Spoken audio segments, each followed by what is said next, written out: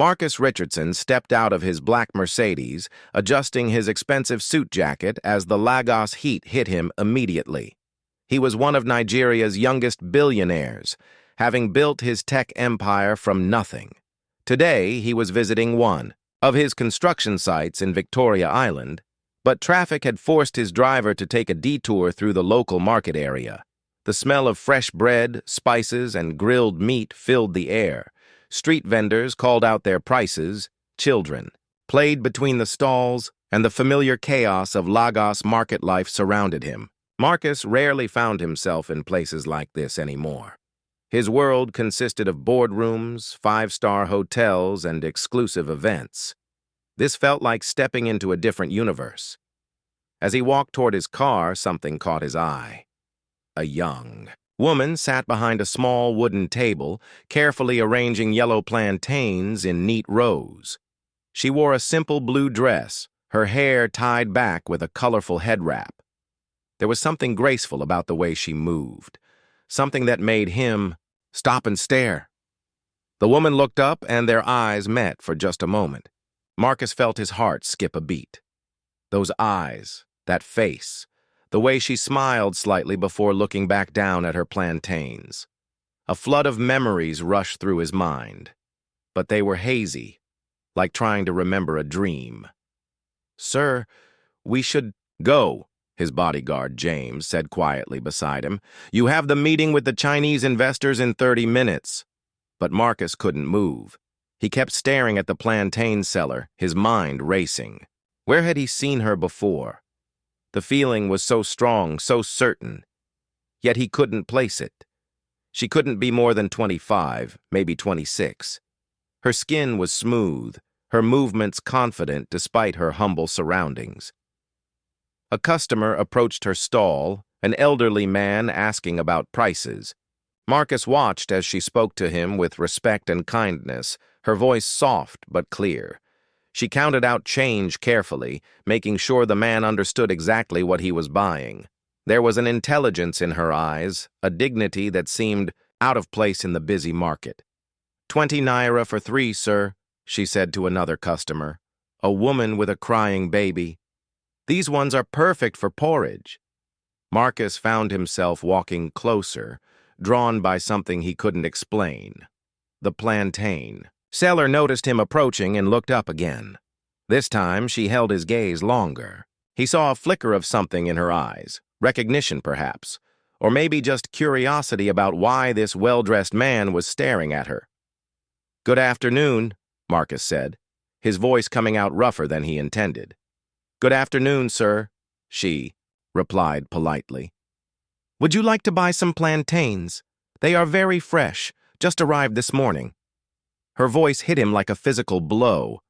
That voice, he had heard it before, he was certain. But where? When? The memories were there, just out of reach, like shadows dancing at the edge of his consciousness. "How much?" he asked, though he hadn't eaten a plantain in years. 15 naira each, or 20 naira for 3, she said, selecting the best ones from her display. "These are sweet, perfect for frying or boiling."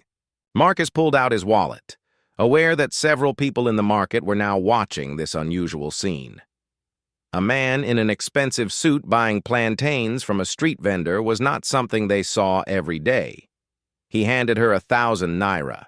Note. The woman's eyes widened. "Sir, I cannot change this. This is too much money." "Keep it," Marcus said without thinking. She shook her head firmly. "No, sir. I cannot take what I have not earned. Please, let me find someone who can change this for you." Her integrity struck him. In his world, people took whatever they could get, often more than they deserved. But this young woman, clearly struggling to make ends meet, refused to take money she hadn't earned. "What is your name?" Marcus asked suddenly. She hesitated for a moment, then said, "Grace. Grace Okoro." Grace. The name echoed in his mind, stirring something deep inside him. Grace Okoro. Why did that name feel so familiar? "I am Marcus," he said, not giving his last name. It is nice to meet you, Mr. Marcus, Grace said with a small smile. But please, about the money. Before Marcus could respond, James appeared at his elbow again. Sir, we really must go. The traffic is getting worse. Marcus looked at Grace one more time, memorizing her face. There was something about her that he needed to understand, something that connected her to his past. The feeling was so strong it was almost painful. I will come back, he told her, surprising himself with the words. Grace nodded politely, but he could see the confusion in her eyes.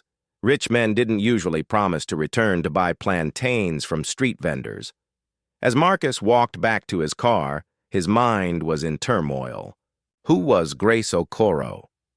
Why did she seem so familiar? The feeling wasn't just attraction, though she was certainly beautiful. It was deeper than that, more fundamental. It was as if seeing her had awakened something in him that had been sleeping for years. During the drive to his meeting, Marcus couldn't concentrate on the briefing papers James was reading to him. His thoughts kept returning to Grace, to her kind eyes and gentle voice, to the way she had refused his money with such quiet dignity. That night, in his penthouse apartment overlooking Lagos, Marcus stood on his balcony trying to make sense of what had happened.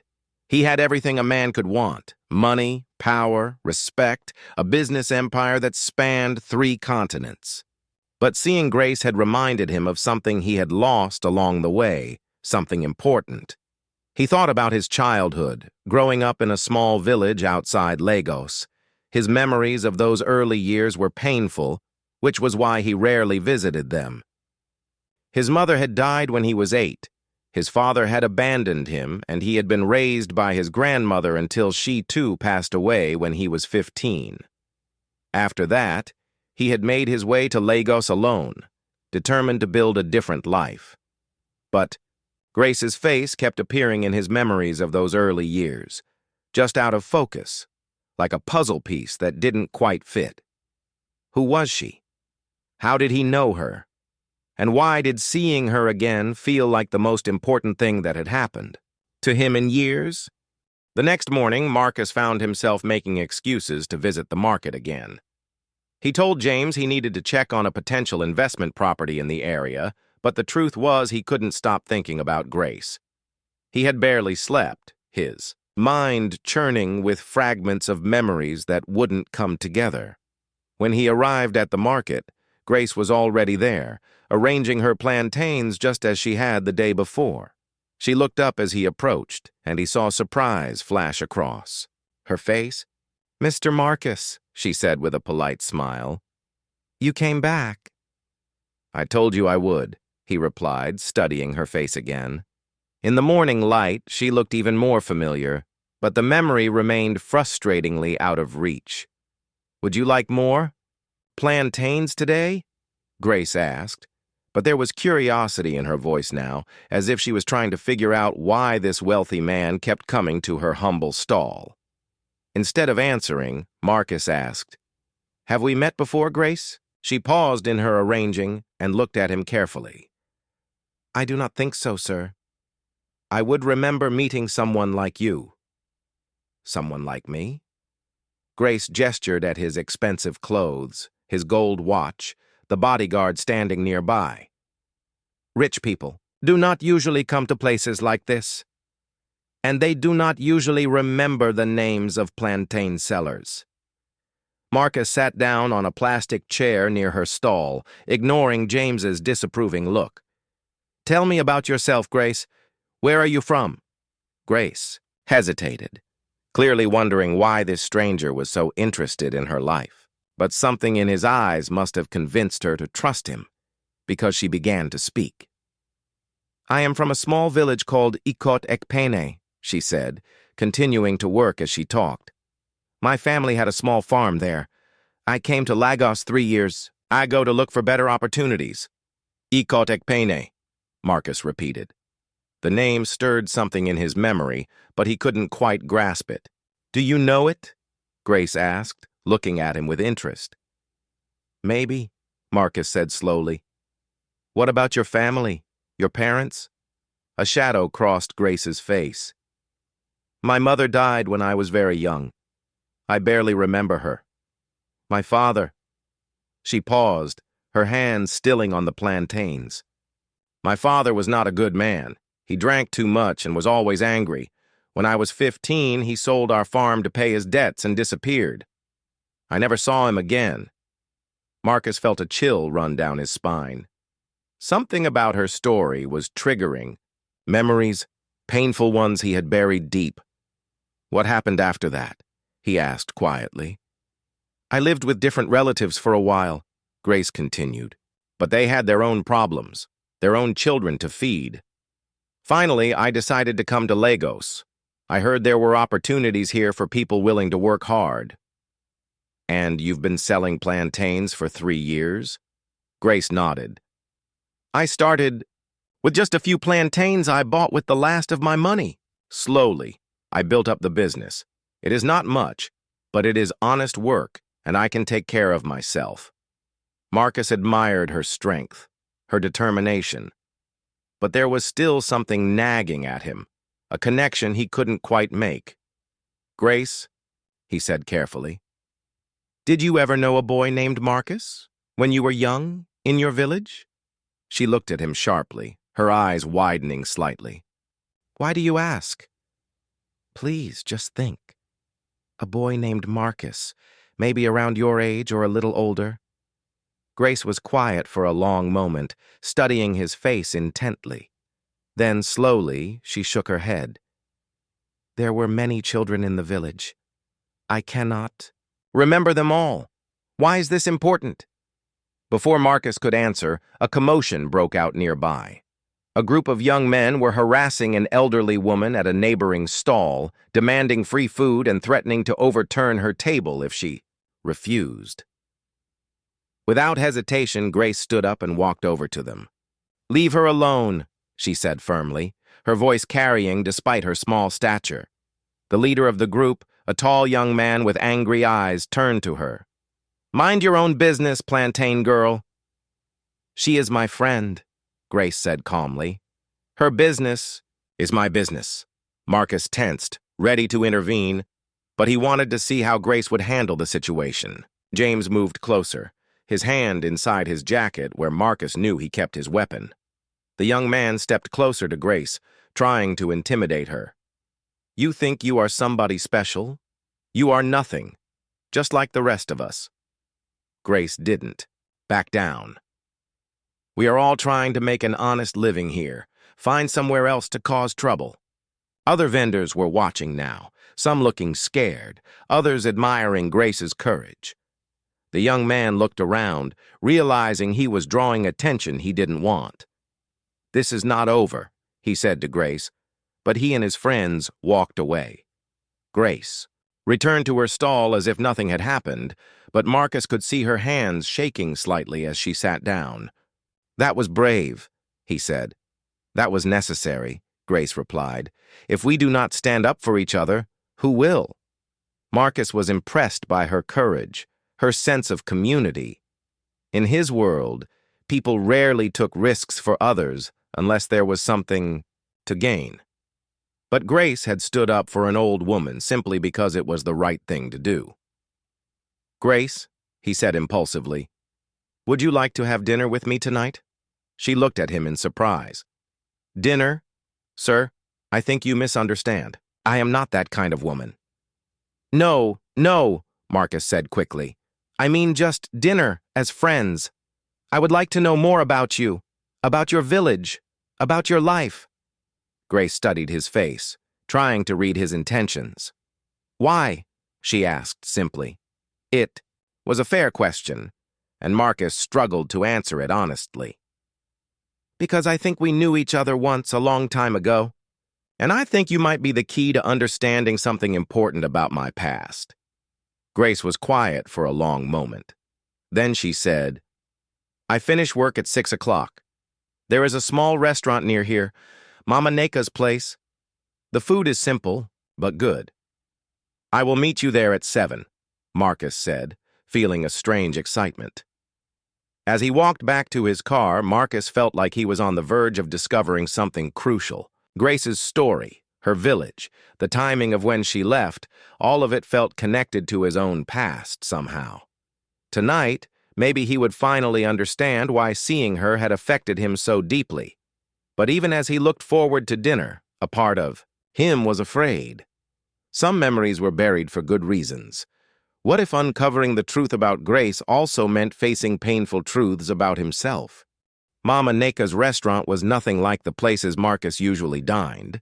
The small building had plastic chairs, fluorescent lights, and the walls were decorated with old Nollywood movie posters. But the smell of jollof rice and grilled fish filled the air, reminding him of his childhood in ways that expensive restaurants never could. Grace was already seated at a corner table when he arrived, and she had changed from her market clothes into a simple but clean yellow dress.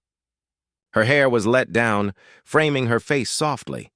She looked nervous, her hands folded on the table. "Thank you for coming," Marcus said as he sat across from her. He had also changed, trading his business suit for casual jeans and a polo shirt, trying to look less intimidating. "This feels very strange," Grace admitted. "I have never had dinner with a rich man before." "I am just Marcus tonight," he said.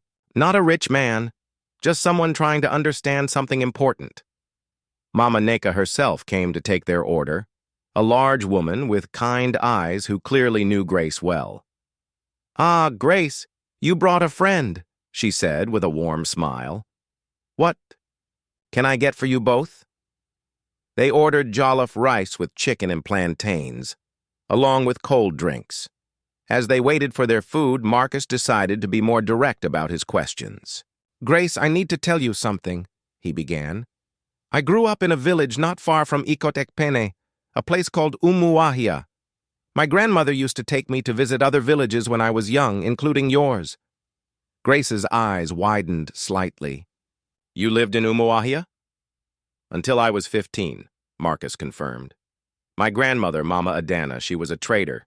She would travel between villages, buying and selling goods." "Mama Adana," Grace repeated slowly, and Marcus saw recognition dawning in her eyes. "I remember her. She was a tall woman, very dignified. She always wore beautiful head wraps." Marcus felt his heart racing. Yes, that was her. She would often take me with her on her trading trips. We would stay overnight in different villages. Grace was staring at him now, her mind clearly working, through memories. "There was a boy who came with her sometimes. A quiet boy who would sit and read books while she conducted her business. But that was many years ago. And his name was Marcus Adana," Marcus finished for her. "I used my grandmother's name back then." The silence stretched between them as Grace processed this information. Her hand went to her mouth, her eyes wide with shock. "You," she whispered. "You are that boy, the one who taught me to read." Now it was Marcus's turn to be shocked. "You remember that?" Tears began to form in Grace's eyes. "How could I forget? I was maybe 8 or 9 years old. You were a few years older. You had this book of folk tales, and you would read them to any child who wanted to listen.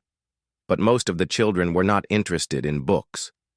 The memories came flooding back to Marcus now, clear as day.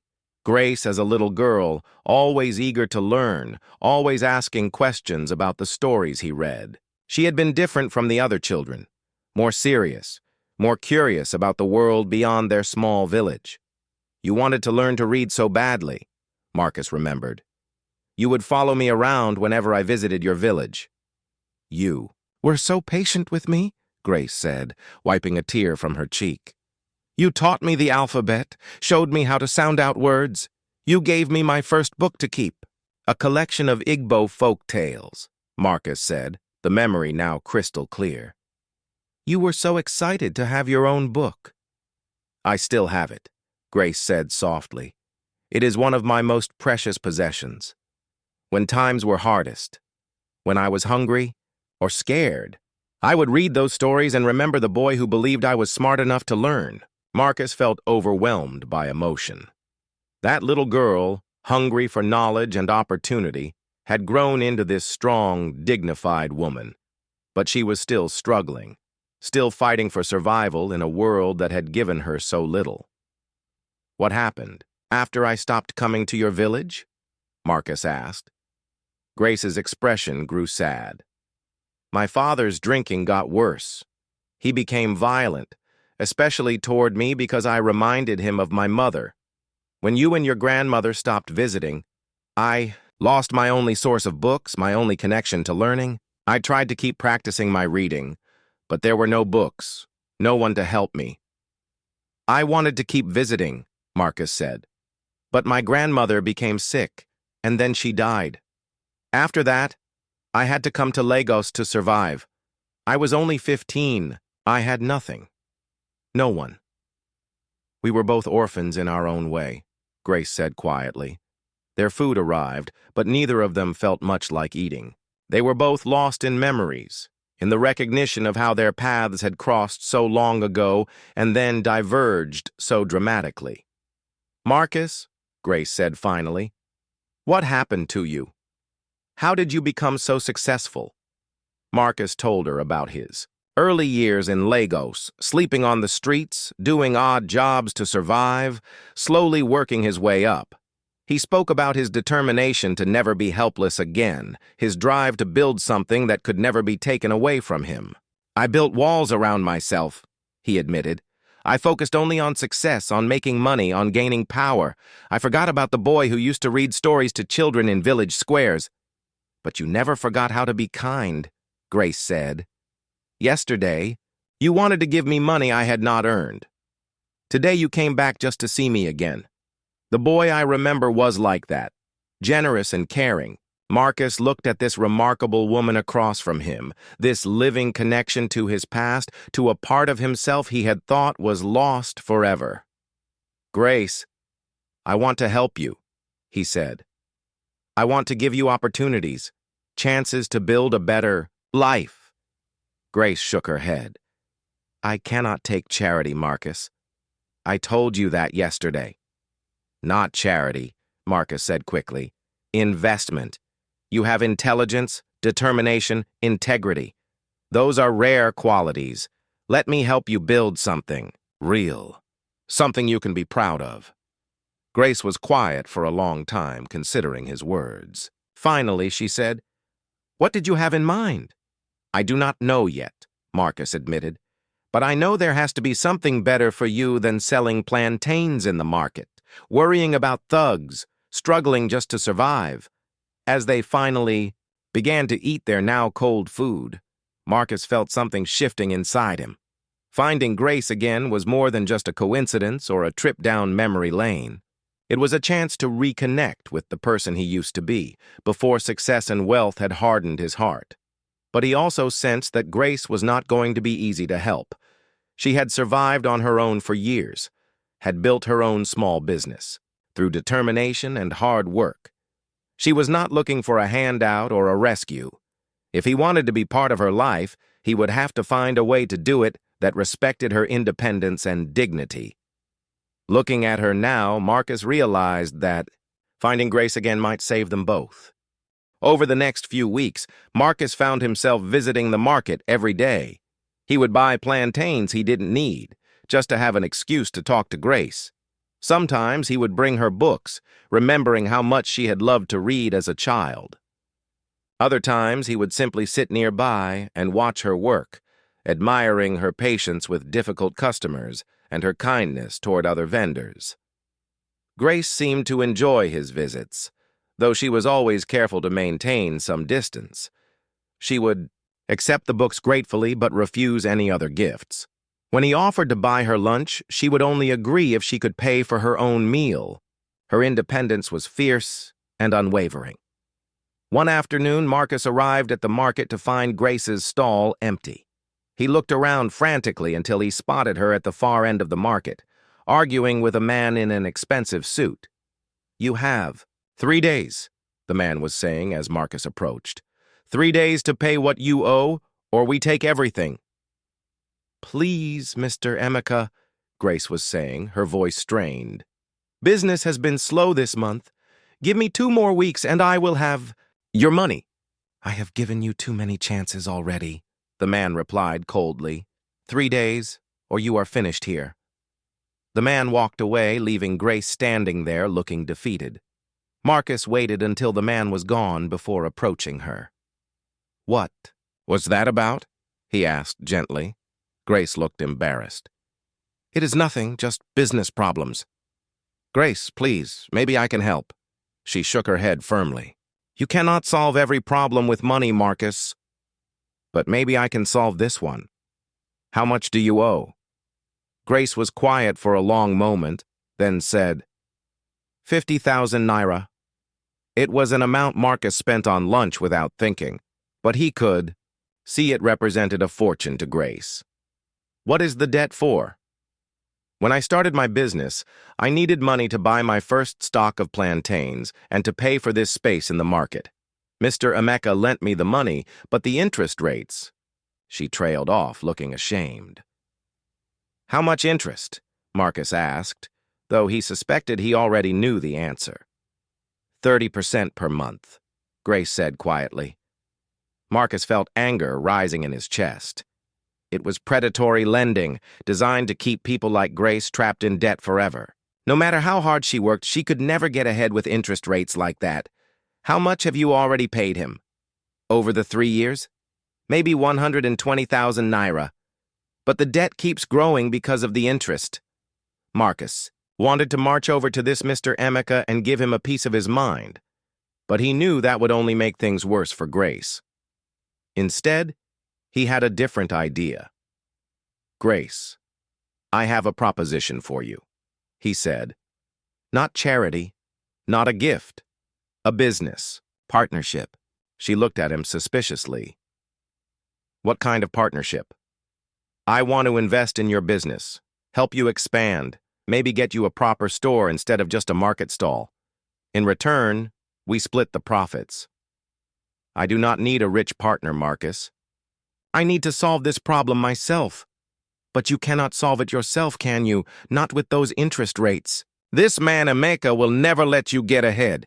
He makes more money keeping you in debt than he would if you paid him off."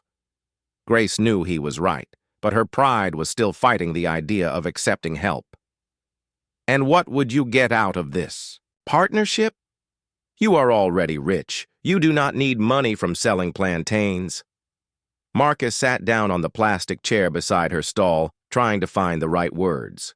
"Grace, when I was building my business, I forgot who I was. I became someone I do not always like. Cold, calculating, interested only in profit. But being around you these past weeks, I remember the person I used to be." Grace listened quietly as he continued. "You have something I lost along the way. You have integrity, community, connection to real people living real lives. I want to learn from that.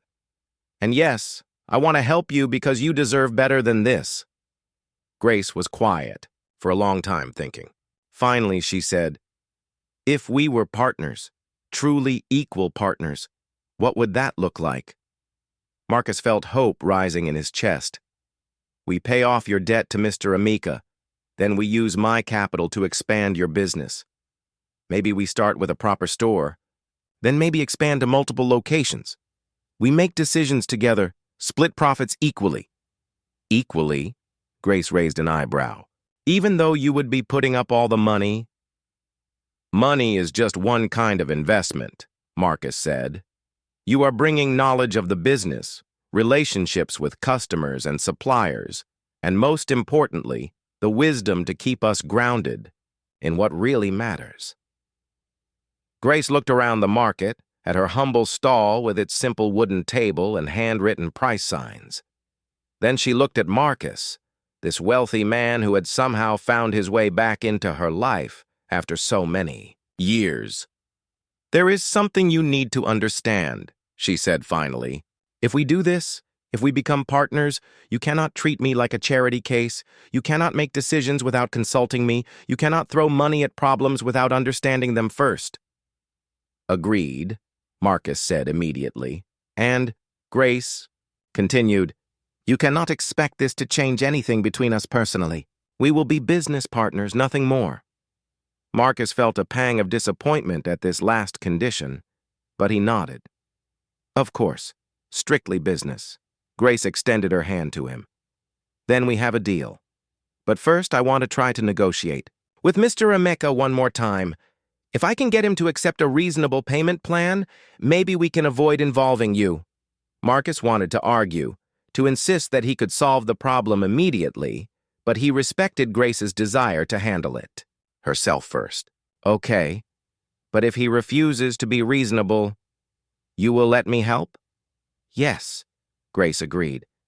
"If he refuses, then we become partners."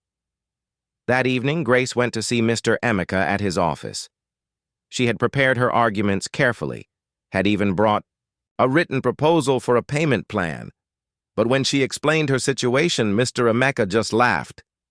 "You think I am running a charity here?" he said. "You owe me money and you will pay it, or you will face the consequences." "What consequences?"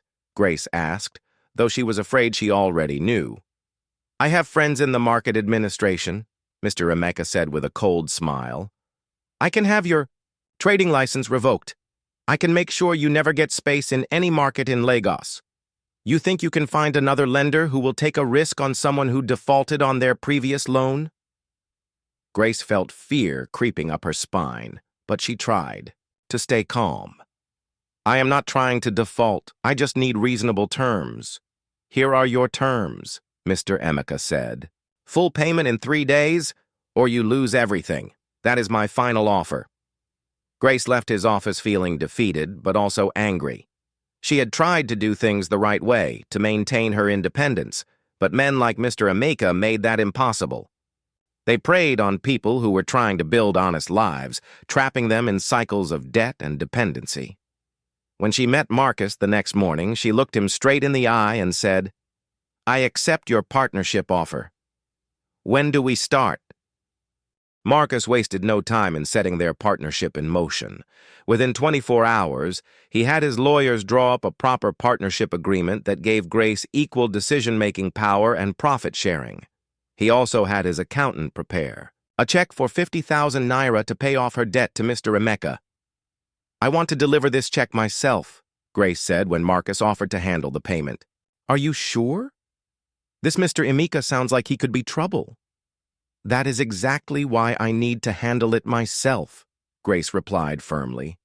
"He needs to understand that I am not someone who can be bullied anymore." Marcus admired her courage, but he insisted on having James accompany her, just in case. The next morning, Grace walked into Mr. Emeka's office with the bodyguard standing quietly behind her. Mr. Emeka looked up from his desk with surprise. "Grace? I told you 3 days. You still have 2 days left." "I do not need 2 days," Grace said, placing the check on his desk. "This pays off my debt in full, plus all accrued interest." Mr. Emeka picked up the check and examined it carefully. When he saw the amount and the bank it was drawn from, his attitude changed immediately. "Where did you get this kind of money?" he asked suspiciously. "That is not your concern," Grace replied coolly. "Your concern is that your debt is paid in full. I assume we are finished with each other?" Mr. Emeka's eyes narrowed as he looked from Grace to James, clearly wondering what kind of backing she now had. "Yes, we are finished. But let me give you some advice, Grace. Rich friends can disappear as quickly as they appear. Do not get too comfortable." Grace met his gaze steadily. "Thank you for the advice. I will be sure to remember it." As they left the office, Grace felt a weight lifting from her shoulders that she had carried for 3 years. She was finally free of Mr. Emeka and his predatory loans. Over the next few weeks, Marcus and Grace worked together to transform her business. They found a small storefront in a busy commercial area, still affordable but much more professional than the market stall. Grace was involved in every decision, from choosing the location to designing the interior layout. "We should focus on quality," Grace advised as they planned their inventory.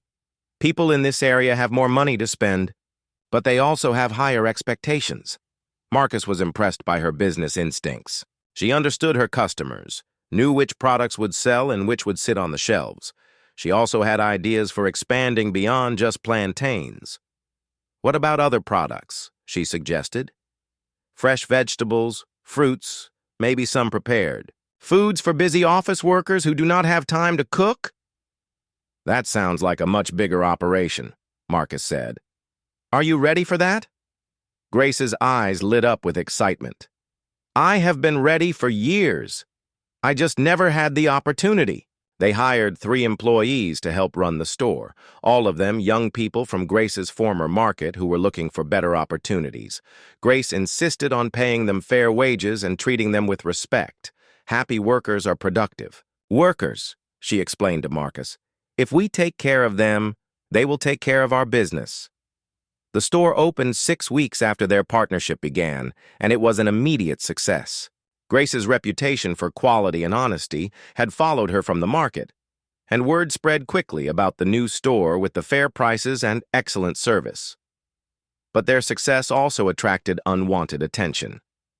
One evening, as Grace was closing up the store, 3 young men appeared outside. Marcus recognized the leader as the same man who had harassed the old woman in the market weeks earlier. "Well, well," the young man said as Grace locked the door. "Look who thinks she is. Somebody important now." Grace kept her composure, but Marcus could see the tension in her shoulders. "Good evening, Cheeky. How can I help you?" "You can help me by remembering where you came from," Cheek replied. "You think because you have a rich boyfriend now, you are better than the rest of us?" "Marcus is my business partner, nothing more," Grace said calmly. "And I have never thought I was better than anyone." "Business partner," Chike laughed mockingly. "Is that what rich men are calling it these days?" Marcus stepped forward, his anger rising, but Grace held up a hand to stop him. She could handle this herself. "Cheeky, what do you really want?" she asked. "I want what is fair," Cheek said. "You are making good money now. You should share it with the community that supported you when you had nothing." "I do share it," Grace replied. "I hired 3 people from the market. I buy supplies from local vendors. I donate food to the church. Every Sunday." "That is not enough," Chica said, stepping closer. "People are saying you have forgotten your roots, that success has changed you." Grace looked at this young man, remembering when he was just a boy running around the market. She felt sad for him, trapped in his anger and resentment. "Cheek, I have not forgotten anything," she said gently, "but I cannot help people by staying. Poor myself. Success gives me the ability to create opportunities for others." "Pretty words," Chike said with a sneer, "but I think you need a reminder of who you really are." Before anyone could react, Chike picked up a stone from the ground and threw it at the store window. The glass cracked but didn't shatter. His friends started to follow his lead, looking for more stones. This time, Marcus didn't wait for Grace's permission. He stepped between Chica and the store, his voice cold and commanding. "That is enough," he said. "You have made your point. Now leave." Chike looked at Marcus with contempt. "The rich man speaks. What are you going to do? Call the police? Have us arrested?" "I do not need to call anyone," Marcus replied calmly. "But if you damage this store or threaten Grace again, you will discover that money can solve problems in ways you cannot imagine." There was something in Marcus's tone that made Chike hesitate. He looked from Marcus to Grace, realizing that he might have underestimated the situation. "This is not over," Cheek said, but he and his friends backed away. After they left, Grace examined the cracked window with a heavy heart. "This is my fault," she said. "I should have seen this coming." "How is this your fault?" Marcus asked, genuinely confused. In the community I come from, when one person rises above the others, it creates resentment, Grace explained. People feel left behind, forgotten. I should have done more to bring them along. Marcus was struck by her response. In his world, success was individual. You competed with others, and if you won, their feelings were not your concern. But Grace saw things differently. She felt responsible for her community, connected to their struggles even as she overcame her own. "What do you want to do?" Marcus asked. Grace was quiet for a moment, thinking.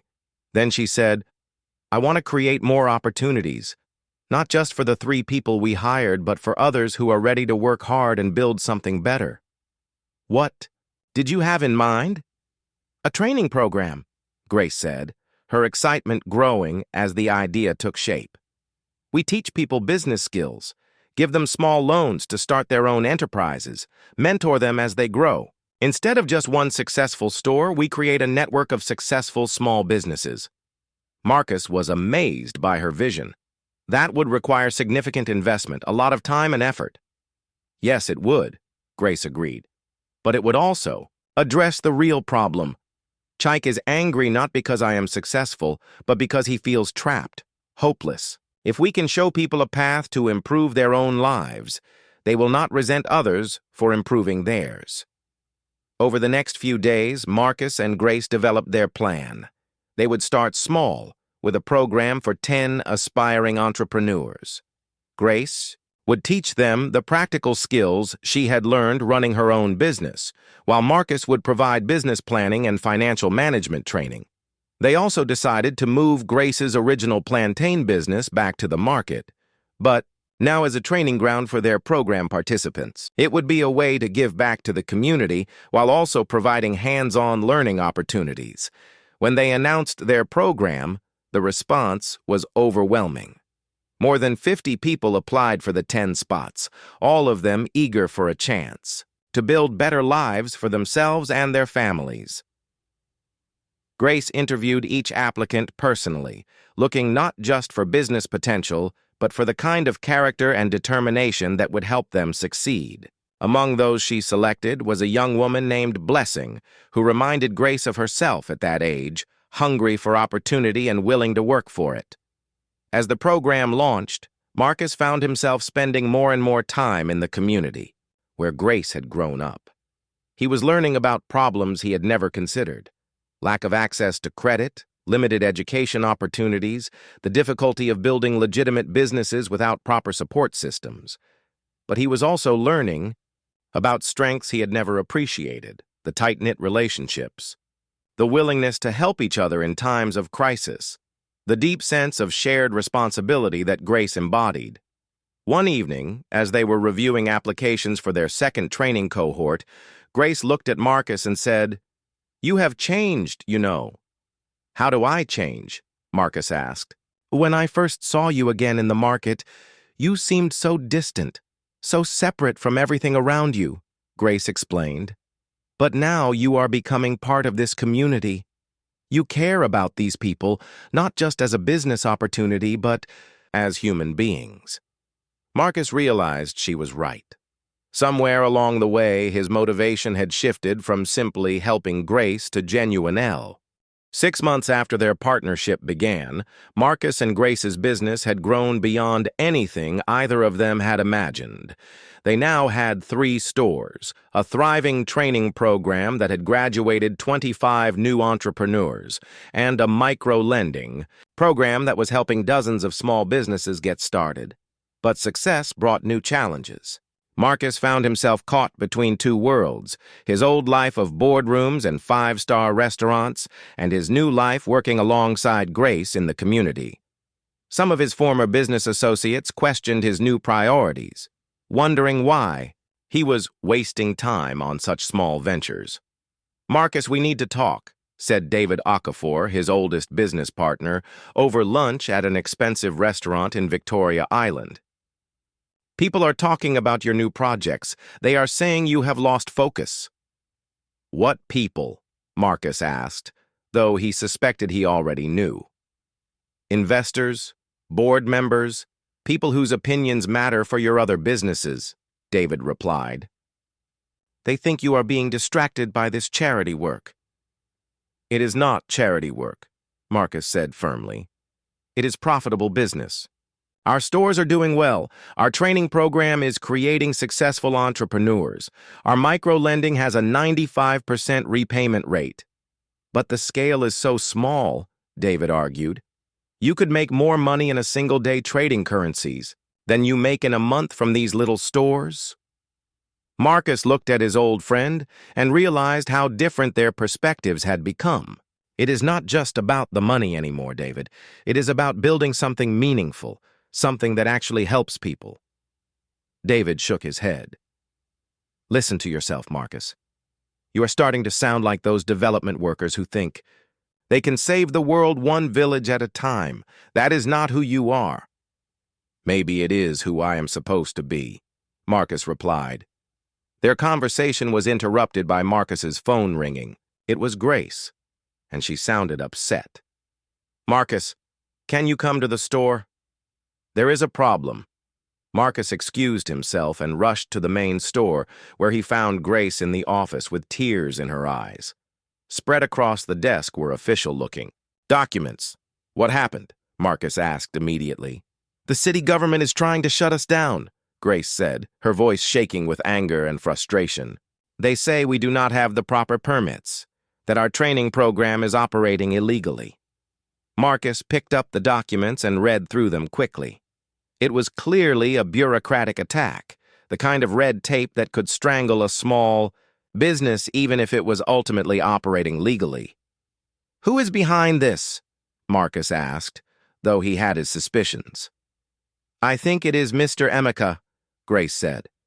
"Ever since we paid off the debt and became successful, he has been spreading rumors about us.